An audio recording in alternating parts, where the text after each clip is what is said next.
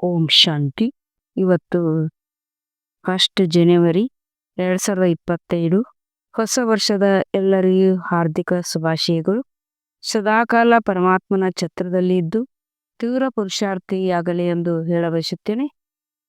ಇಂದಿನ ಮುರಳಿಯ ದಿನಾಂಕ 1/1/2025. ಪ್ರಾತಃ ಮುರಳಿ ಓಂ ಶಾಂತಿ ಬಾಪ್ತಾದ ಮಧುಕಣ. ಮಧುರ ಮಕ್ಕಳೇ, ನೀವು ಜ್ಞಾನದ ಮಳೆಯನ್ನು ಸುರಿಸಿ ಹಸಿರನ್ನಾಗಿ ಮಾಡುವಂಥವರಾಗಿದ್ದೀರಿ. ನೀವು ಧಾರಣೆಯನ್ನು ಮಾಡಿ ಮತ್ತು ಮಾಡಿಸುವವರಾಗಬೇಕು.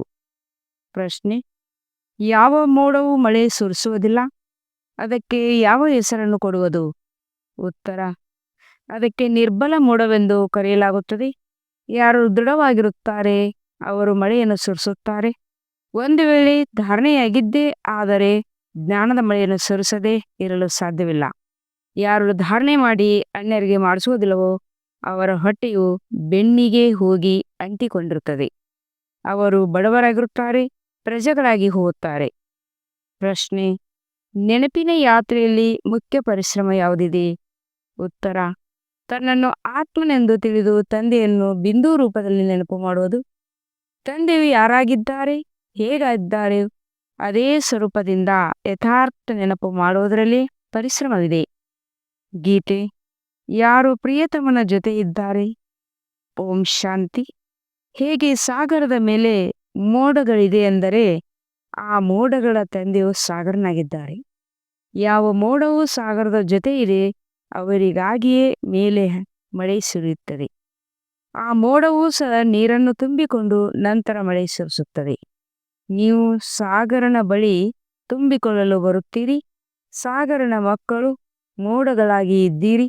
ಯಾರು ಮಧುರವಾದ ಜ್ಞಾನವನ್ನು ಸೆಳೆದುಕೊಳ್ಳುತ್ತಾರೆ. ಮೋಡಗಳು ಅನೇಕ ಪ್ರಕಾರದಿವೆ.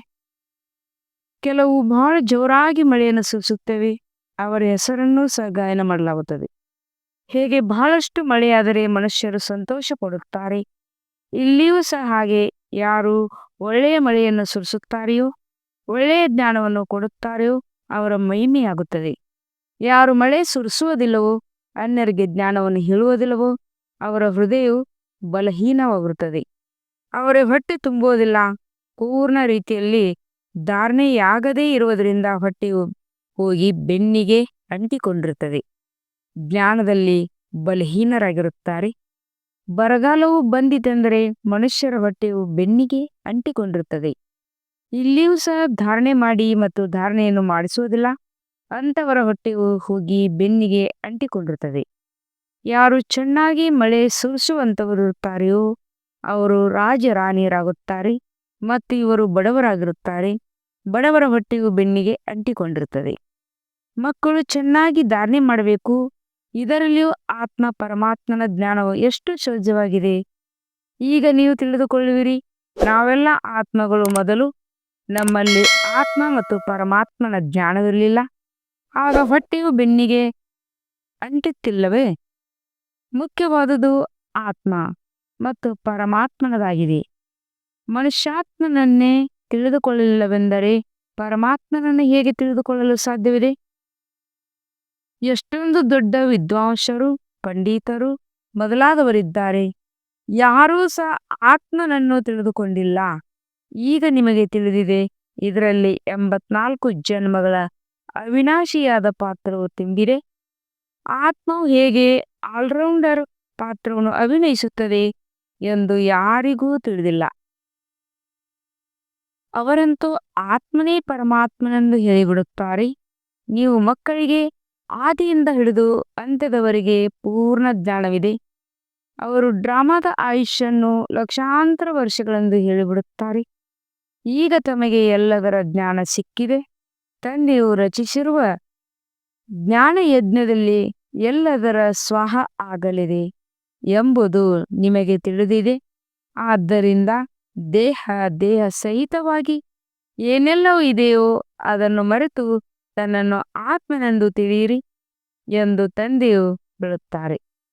ತಂದೆಯನ್ನು ಮರೆತು ಶಾಂತಿಧಾಮ ಮಧುರ ಮನೆಯನ್ನು ನೆನಪು ಮಾಡಿ. ಇದು ದುಃಖಧಾಮವಾಗಿದೆ. ಇದರಲ್ಲಿಯೂ ಸಹ ನಂಬರ್ ವಾರ್ ಪುರುಷಾರ್ಥದನುಸಾರ ತಿಳಿಸಿಕೊಡಲು ಸಾಧ್ಯವಿದೆ. ನೀವು ಜ್ಞಾನದಿಂದ ಸಂಪನ್ನರಾಗಿದ್ದೀರಿ. ಉಳಿದೆಲ್ಲ ಪರಿಶ್ರಮ ನೆನಪಿನ ಮೇಲೆ ಆಧಾರಿತವಾಗಿದೆ. ಜನ್ಮ ಜನ್ಮಾಂತರದ ದೇಹಾಭಿಮಾನವನ್ನು ಬಿಟ್ಟು ದೇಹಿ ಅಭಿಮಾನಿಗಳಾಗೋದ್ರಲ್ಲಿಯೇ ಬಹಳ ಪರಿಶ್ರಮವಿದೆ. ಆದರೆ ಇದು ಹೇಳುವುದಾದರೆ ಬಹಳ ಸಹಜವಾಗಿದೆ. ಆದರೆ ತನ್ನನ್ನು ಆತ್ಮನೆಂದು ತಿಳಿದು ತಂದೆಯನ್ನು ಸಹ ಬಿಂದು ರೂಪದಲ್ಲಿ ನೆನಪು ಮಾಡಿ, ನೆನಪು ಮಾಡುವುದರಲ್ಲೇ ಪರಿಶ್ರಮವಿದೆ. ತಂದೆಯು ತಿಳಿಸುತ್ತಾರೆ, ನಾನು ಯಾರಾಗಿದ್ದೇನೆಯೋ ಹೇಗಿದ್ದೇನೆಯೋ ಹಾಗೇ ನೆನಪು ಮಾಡಲು ಕಷ್ಟವಿದೆ. ಹಾಗೆ ಆ ರೀತಿ ನೆನಪು ಮಾಡುವುದು ಕಷ್ಟವಾಗುತ್ತದೆ. ತಂದೆಯು ಹೇಗಿದ್ದಾರೆಯೋ ಹಾಗೇ ಮಕ್ಕಳಿರುತ್ತಾರಲ್ಲವೇ. ತನ್ನನ್ನು ತಿಳಿದುಕೊಂಡಿದ್ದೇ ಆದರೆ ತಂದೆಯನ್ನು ತಿಳಿದುಕೊಳ್ಳುತ್ತೀರಿ. ನಿಮಗೆ ತಿಳಿದಿದೆ, ಓದಿಸುವಂಥವರು ಒಬ್ಬರೇ ತಂದೆಯಾಗಿದ್ದಾರೆ. ಓದಿಸುವಂಥವರು ಅನೇಕರಿದ್ದಾರೆ. ತಂದೆಯು ರಾಜಧಾನಿಯನ್ನು ಹೇಗೆ ಸ್ಥಾಪನೆ ಮಾಡುತ್ತಾರೆಂದು ನೀವು ಮಕ್ಕಳೇ ತಿಳಿದುಕೊಂಡಿದ್ದೀರಿ. ಬಾಕಿ ಉಳಿದೆಲ್ಲ ಶಾಸ್ತ್ರ ಮುಂತಾದವೆಲ್ಲವೂ ಭಕ್ತಿ ಮಾರ್ಗದ ಸಾಮಗ್ರಿಯಾಗಿದೆ. ತಿಳಿಸಿಕೊಡಲು ನಾವು ಹೇಳಬೇಕಾಗುತ್ತದೆ. ಇದರಲ್ಲಿ ತಿರಸ್ಕಾರದ ಯಾವುದೇ ಮಾತಿಲ್ಲ. ಶಾಸ್ತ್ರದಲ್ಲಿಯೂ ಸಹ ಬ್ರಹ್ಮನ ದಿನ ಮತ್ತು ರಾತ್ರಿ ಎಂದು ಹೇಳುತ್ತಾರೆ, ಆದರೆ ತಿಳಿದುಕೊಂಡಿಲ್ಲ. ರಾತ್ರಿ ಮತ್ತು ಹಗಲು ಅರ್ಧ ಅರ್ಧ ಇರುತ್ತದೆ. ಏಣಿಯ ಬಗ್ಗೆ ಎಷ್ಟು ಸಹಜವಾಗಿ ತಿಳಿಸಿಕೊಡಲಾಗುತ್ತದೆ. ಮನುಷ್ಯರು ಭಗವಂತನು ಬಹಳ ಸಮರ್ಥನಾಗಿದ್ದಾರೆ. ಅವರು ಏನು ಬೇಕಾದರೂ ಮಾಡಲು ಸಾಧ್ಯವಿದೆ ಎಂದು ತಿಳಿದುಕೊಂಡಿದ್ದಾರೆ. ಆದರೆ ತಂದೆಯು ನಾನೂ ಸಹ ಡ್ರಾಮಾದ ಬಂಧನದಲ್ಲಿ ಬಂಧಿತನಾಗಿದ್ದೇನೆಂದು ಹೇಳುತ್ತಾರೆ. ಭಾರತದಲ್ಲಿ ಎಷ್ಟೆಲ್ಲ ಆಪತ್ತುಗಳು ಬರುತ್ತವೆ. ಪದೇ ಪದೇ ನಾನು ಬರುತ್ತೇನೆಯೇ, ನನ್ನ ಪಾತ್ರಕ್ಕೂ ಸೀಮಿತವಿದೆ. ಯಾವಾಗ ಹೆಚ್ಚು ದುಃಖವಾಗುತ್ತದೆಯೋ ಆಗ ನಾನು ನನ್ನ ಸಮಯದಲ್ಲಿ ಬರುತ್ತೇನೆ. 1 ಸೆಕೆಂಡ್ನಲ್ಲಿ ವ್ಯತ್ಯಾಸವೂ ಆಗುವುದಿಲ್ಲ. ಡ್ರಾಮಾದಲ್ಲಿ ಪ್ರತಿಯೊಬ್ಬರದು ಅಕ್ಯುರೇಟ್ ಪಾತ್ರವು ನಂದನೆಯಾಗಿದೆ. ಇದು ಶ್ರೇಷ್ಠಾತಿ ಶ್ರೇಷ್ಠ ತಂದೆಯ ಅವತರಣೆಯಾಗಿದೆ. ನಂತರ ನಂಬರ್ ವಾರ್ ಎಲ್ಲರೂ ಬರುತ್ತಾರೆ. ಕಡಿಮೆ ಶಕ್ತಿಯುಳ್ಳಂಥವರು ಬರುತ್ತಾರೆ. ನೀವು ಮಕ್ಕಳಿಗೆ ಈಗ ತಂದೆಯಿಂದ ಜ್ಞಾನವೂ ಸಿಕ್ಕಿದೆ. ಅದರಿಂದ ವಿಶ್ವದ ಮಾಲೀಕರಾಗುತ್ತೀರಿ. ನಿಮ್ಮಲ್ಲಿಯೂ ಸಂಪೂರ್ಣ ಶಕ್ತಿಯು ಬಂದು ಬಿಡುತ್ತದೆ. ಪುರುಷಾರ್ಥವನ್ನು ಮಾಡಿ ನೀವು ತಮೋಪ್ರಧಾನರಿಂದ ಸತೋಪ್ರಧಾನರಾಗಿ ಬಿಡುತ್ತೀರಿ. ಬೇರೆಯವರದು ಪಾತ್ರವೇ ಇಲ್ಲ. ನಾಟಕವು ಮುಕ್ತಾಯ ಆಗುವುದಿದೆ. ನಾಟಕವು ಮುಖ್ಯವಾದುದಾಗಿದೆ. ಇದರ ಜ್ಞಾನವು ನೀವು ಮಕ್ಕಳಿಗೆ ಈಗ ಸಿಗುತ್ತದೆ. ಉಳಿದೆಲ್ಲವೂ ಭೌತಿಕತೆಯಿಂದ ಕೂಡಿದೆ. ಏಕೆಂದರೆ ಇದೆಲ್ಲವೂ ಈ ಕಣ್ಣಿನಿಂದ ನೋಡಲಾಗುತ್ತದೆ. ವಿಶ್ವದಲ್ಲಿ ಅತ್ಯದ್ಭುತವಾದವರು ತಂದೆಯಾಗಿದ್ದಾರೆ. ಅವರು ಮತ್ತೆ ಸ್ವರ್ಗವನ್ನೇ ರಚನೆ ಮಾಡುತ್ತಾರೆ. ಅದನ್ನು ಸ್ವರ್ಗ, ಪ್ಯಾರಡೈಸ್ ಎಂದು ಕರೆಯುತ್ತಾರೆ. ಅದರದು ಎಷ್ಟೊಂದು ಮಹಿಮೆ ಇದೆ. ತಂದೆ ಮತ್ತು ತಂದೆಯ ರಚನೆಯದು ಬಹಳ ಮಹಿಮೆ ಇದೆ. ಶ್ರೇಷ್ಠಾತಿ ಶ್ರೇಷ್ಠ ಭಗವಂತನಾಗಿದ್ದಾರೆ. ಶ್ರೇಷ್ಠಾತಿ ಶ್ರೇಷ್ಠ ಸ್ವರ್ಗದ ರಚನೆಯನ್ನು ತಂದೆಯು ಹೇಗೆ ಮಾಡುತ್ತಾರೆ, ಇದು ಯಾರೂ ಸಹ ಸ್ವಲ್ಪವೂ ತಿಳಿದುಕೊಂಡಿಲ್ಲ. ಮಧುರಾತಿ ಮಧುರ ಮಕ್ಕಳು ಸಹ ನಂಬರ್ ವಾರ್ ಪುರುಷಾರ್ಥದ ಅನುಸಾರ ತಿಳಿದುಕೊಂಡಿದ್ದೀರಿ. ಮತ್ತೆ ಅದರ ಅನುಸಾರವಾಗಿ ಪದವಿಯನ್ನು ಪಡೆಯುತ್ತೀರಿ. ಯಾರು ಪುರುಷಾರ್ಥವನ್ನು ಮಾಡಿದ್ದಾರೆಯೋ ಅವರು ಡ್ರಾಮಾದನುಸಾರವೇ ಮಾಡುತ್ತಾರೆ. ಪುರುಷಾರ್ಥದ ವಿನ ಏನು ಸಿಗಲು ಸಾಧ್ಯವಿಲ್ಲ.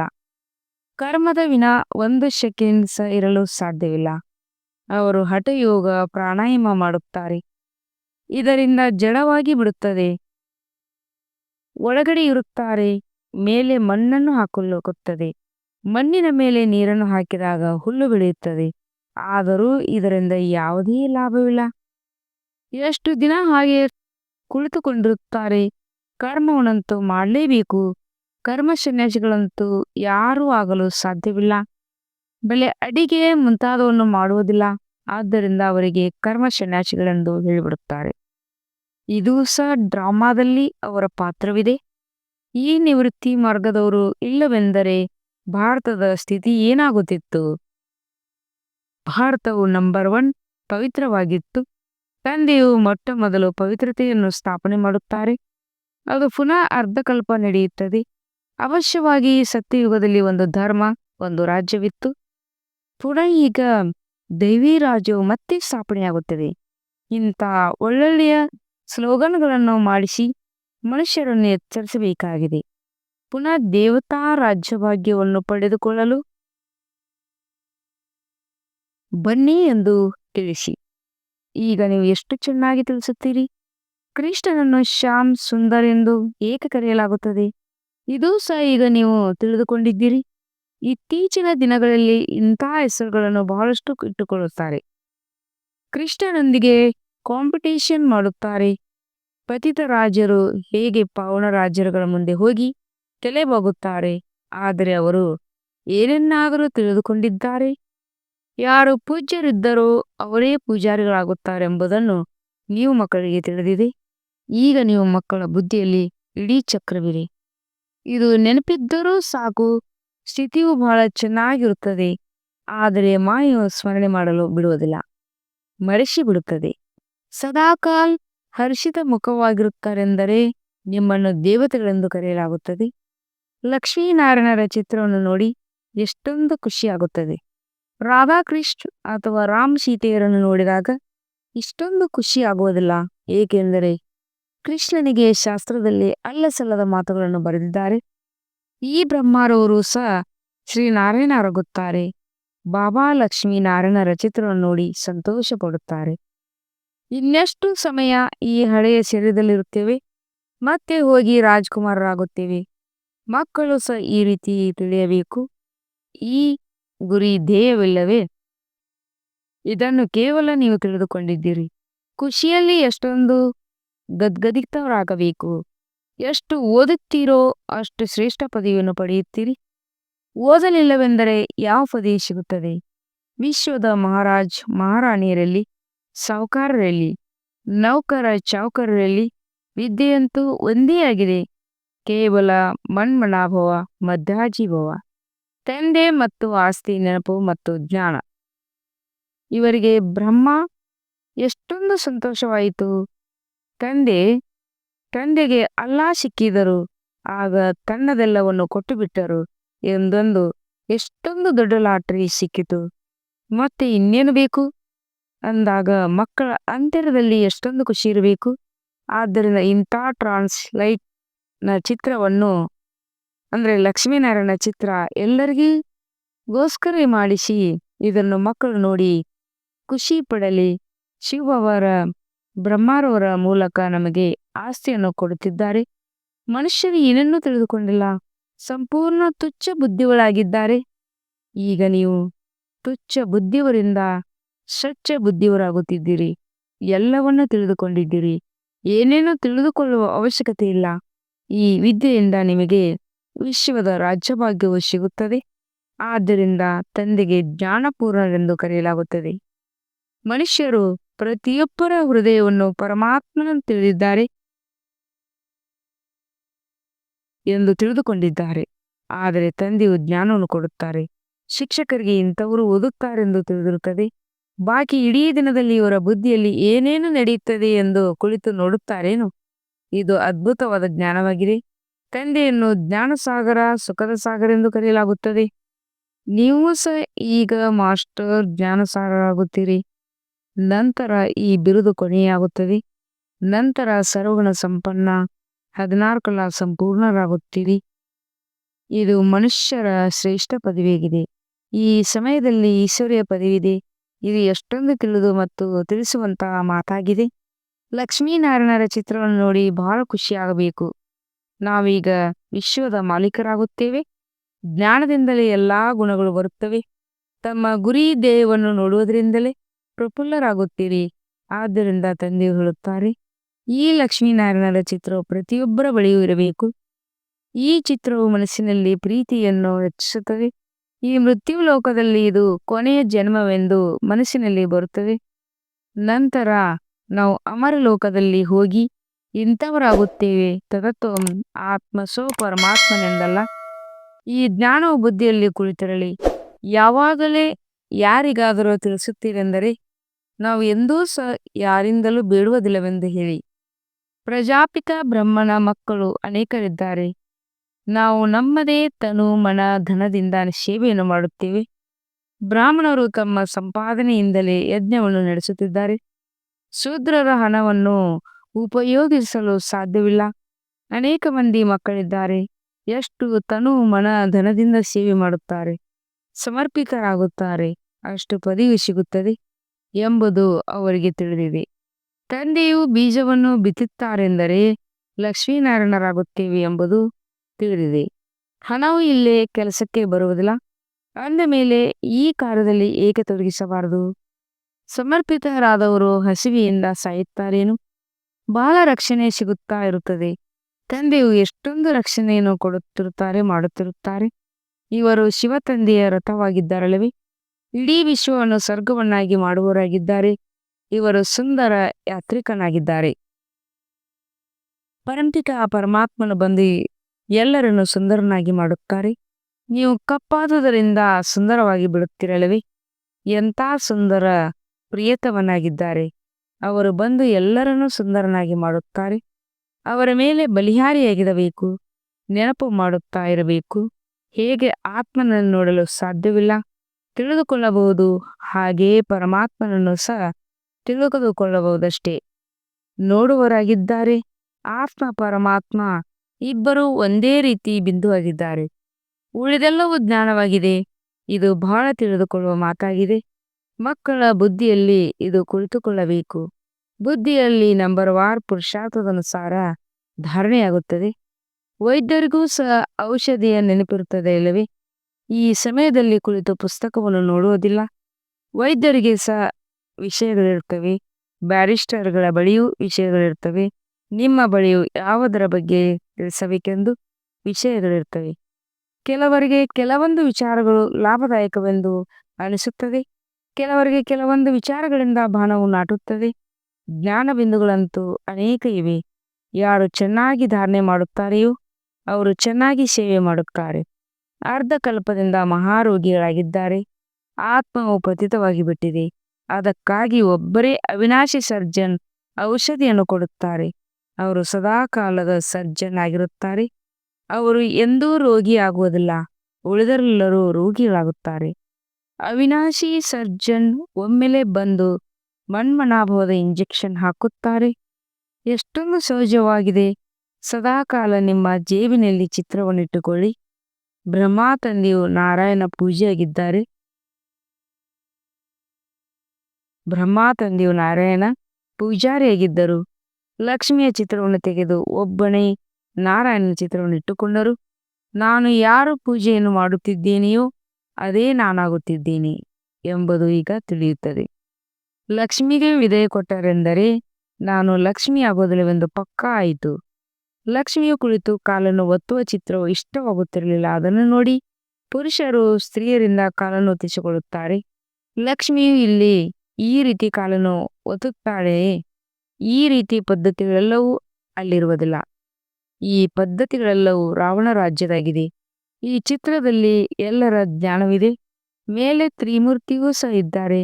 ಈ ಜ್ಞಾನವನ್ನು ಇಡೀ ದಿನ ಸ್ಮರಣೆ ಮಾಡಿ, ಆಗ ಬಹಳ ಆಶ್ಚರ್ಯವೆನಿಸುತ್ತದೆ. ಭಾರತವು ಈಗ ಸ್ವರ್ಗ ಹೋಗುತ್ತದೆ. ಎಷ್ಟು ಒಳ್ಳೆಯ ತಿಳುವಳಿಕೆ ಇದೆ. ಆದರೆ ಮನುಷ್ಯರ ಬುದ್ಧಿಯಲ್ಲಿ ಏಕೆ ಕುಳಿತುಕೊಳ್ಳುವುದಿಲ್ಲ ಎಂಬುದು ಗೊತ್ತಿಲ್ಲ. ಬೆಂಕಿಯು ಬಹಳ ಜೋರಾಗಿ ಹತ್ತಿಕೊಳ್ಳುತ್ತದೆ. ಬೊಂಬಿನ ಕಾಡಿಗೆ ಬೆಂಕಿ ಬೀಳುವುದಿದೆ. ರಾವಣ ರಾಜ್ಯವು ಸಂಪೂರ್ಣ ಸಮಾಪ್ತಿಯಾಗಬೇಕು. ಯಜ್ಞದಲ್ಲಿ ಪವಿತ್ರ ಬ್ರಾಹ್ಮಣ ಬೇಕು. ಇದು ಬಹಳ ದೊಡ್ಡ ಯಜ್ಞವಾಗಿದೆ. ಇದು ಇಡೀ ವಿಶ್ವದಲ್ಲಿ ಪವಿತ್ರತೆಯನ್ನು ತರುವಂತದ್ದಾಗಿದೆ. ಆ ಬ್ರಾಹ್ಮಣರು ಸಹ ತಮ್ಮನ್ನು ಬ್ರಹ್ಮನ ಸಂತಾನರೆಂದು ಹೇಳಿಕೊಳ್ಳುತ್ತಾರೆ. ಆದರೆ ಅವರು ಕುಲವಂಶಾವಳಿ ಕುಖವಂಶಾವಳಿಯಾಗಿದ್ದಾರೆ. ಬ್ರಹ್ಮನ ಸಂತಾನರಂತೂ ಪವಿತ್ರ ಮುಖವಂಶಾವಳಿಯಾಗಿದ್ದಾರಲ್ಲವೇ?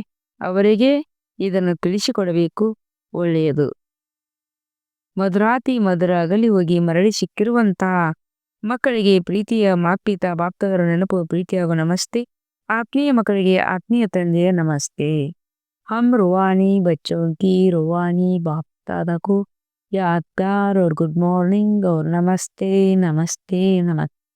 शुक्रिया बाबा शुक्रिया. ಓಹಾ ಬಾಬಾ ಓಹಾ. ಧಾರಣೆಗಾಗಿ ಮುಖ್ಯ ಸಾರ 1ನೇ ಪಾಯಿಂಟ್. ಸ್ವಚ್ಛ ಬುದ್ಧಿಯುಳ್ಳರಾಗಿ ಅದ್ಭುತ ಜ್ಞಾನವನ್ನು ಧಾರಣೆ ಮಾಡಿ ತಂದೆ ಸಮಾನ್ ಮಾಸ್ಟರ್ ಜ್ಞಾನ ಸಾಗರ ಆಗಬೇಕು. ಜ್ಞಾನದಿಂದ ಸರ್ವಗುಣಗಳನ್ನು ಸ್ವಯಂನಲ್ಲಿ ಧಾರಣೆ ಮಾಡಿಕೊಳ್ಳಬೇಕು. 2ನೇ ಪಾಯಿಂಟ್. ಹೇಗೆ ತಂದೆಯು ತನು ಮನ ಧನವನ್ನು ಸೇವೆಯಲ್ಲಿ ತೊಡಗಿಸಿದರು ಸಮರ್ಪಿತ ಮಾಡಿದರು. ಹಾಗೆಯೇ ತಂದೆ ಸಮಾನ್ ತನ್ನದೆಲ್ಲವನ್ನೂ ಈಶ್ವರ ಸೇವೆಯಲ್ಲಿ ಸಫಲ ಮಾಡಬೇಕು. ಸದಾ ಪ್ರಫುಲ್ಲತರಾಗಬೇಕು. ಗುರಿ ಧ್ಯೇಯದ ಚಿತ್ರವನ್ನು ಜೊತೆಯಲ್ಲಿಟ್ಟುಕೊಳ್ಳಬೇಕು. ವರದಾನ: ಏಕರಸ ಸ್ಥಿತಿ ಮೂಲಕ ಸದಾ ಒಬ್ಬ ತಂದೆಗೆ ಫಾಲೋ ಫಾದರ್ ಮಾಡುವಂತ ಪ್ರಸನ್ನ ಚಿತ್ತವ.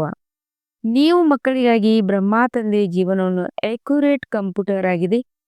ಹೇಗೆ ಇತ್ತೀಚೆಗೆ ಕಂಪ್ಯೂಟರ್ ಮೂಲಕ ಪ್ರತಿಯೊಬ್ಬರೂ ಪ್ರಶ್ನೆಗೆ ಉತ್ತರ ಕೇಳುತ್ತಾರೆ, ಹಾಗೆಯೇ ಮನಸ್ಸಿನಲ್ಲಿ ಯಾವಾಗ ಯಾವುದೇ ಪ್ರಶ್ನೆ ಎದ್ದೇಳುತ್ತದೆ, ಏನು, ಏಕೆ, ಹೇಗೆ ಎನ್ನುವುದರ ಬದಲಾಗಿ ಬ್ರಹ್ಮ ತಂದೆ ಜೀವನ ರೂಪಿ ಕಂಪ್ಯೂಟರ್ ಅನ್ನು ನೋಡಿ ಏನು ಮತ್ತು ಹೇಗೆ ಎನ್ನುವ ಪ್ರಶ್ನೆ ಹೀಗೆ ಎನ್ನುವುದರಲ್ಲಿ ಬದಲಾಗಿ ಬಿಡುವುದು. ಪ್ರಶ್ನ ಚಿತ್ತರಾಗುವ ಬದಲಾಗಿ ಪ್ರಸನ್ನ ಚಿತ್ತರಾಗಿ ಬಿಡುವರು. ಪ್ರಶ್ನ ಚಿತ್ತ ಅರ್ಥಾತ್ ಏಕರಸ ಸ್ಥಿತಿಯಲ್ಲಿ ಒಬ್ಬ ತಂದೆಯನ್ನು ಫಾಲೋ ಮಾಡುವರು. ಸ್ಲೋಗನ್: ಆತ್ಮಿಕ ಶಕ್ತಿಯ ಆಧಾರದ ಮೇಲೆ ಸದಾ ಸ್ವಸ್ಥರಾಗಿರುವ ಅನುಭವ ಮಾಡಿ.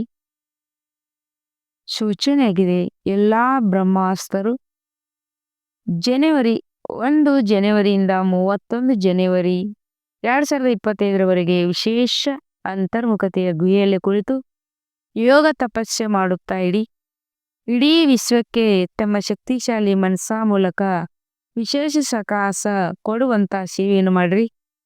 ಇದೇ ಲಕ್ಷ್ಯದಿಂದ ಈ ತಿಂಗಳಿನ ಪತ್ರ ಪುಷ್ಪದಲ್ಲಿ ಕಲಿಸಿರುವಂತ ಅವ್ಯಕ್ತ ಸೂಚನೆಗಳನ್ನು ಪ್ರತಿದಿನದ ಮುರಳಿಯ ಕೆಳಗಡೆ ಕೊಡಲಾಗುವುದು. ನೀವು ಈ ಪಾಯಿಂಟ್ಸ್ಗಳ ಮೇಲೆ ವಿಶೇಷ ಮನನ ಚಿಂತನೆ ಮಾಡುತ್ತಾ ಮನಸಾ ಸೇವೆಯ ಅನುಭವಗಳಾಗಿರಿ. ತಮ್ಮ ಶಕ್ತಿಶಾಲಿ ಮನಸ್ಸ ಮೂಲಕ ಸಕಾಶ ಕೊಡುವ ಸೇವೆಯನ್ನು ಮಾಡ್ರಿ. ನೀವು ಶಾಂತಿ ದೂತನ ಮಕ್ಕಳಾಗಿದ್ದೀರಿ. ಎಲ್ಲೇ ಇರಿ, ನಡೆಯುತ್ತಾ ತಿರುಗಾಡುತ್ತಾ ಸದಾ ತಮ್ಮನ್ನು ಶಾಂತಿಯ ದೂತರೆಂದು ತಿಳಿದು ನಡೆಯಿರಿ. ಯಾರು ಸ್ವಯಂ ಶಾಂತ ಸ್ವರೂಪ ಶಕ್ತಿಶಾಲಿ ಸ್ವರೂಪದಲ್ಲಿ ಸ್ಥಿತರಾಗುತ್ತಾರೆ ಅವರೇ ಅನ್ಯರಿಗೂ ಶಾಂತಿ ಮತ್ತು ಶಕ್ತಿಯ ಸಕಾಶ ಕೊಡುತ್ತಿರುತ್ತಾರೆ. ಓಂ ಶಾಂತಿ.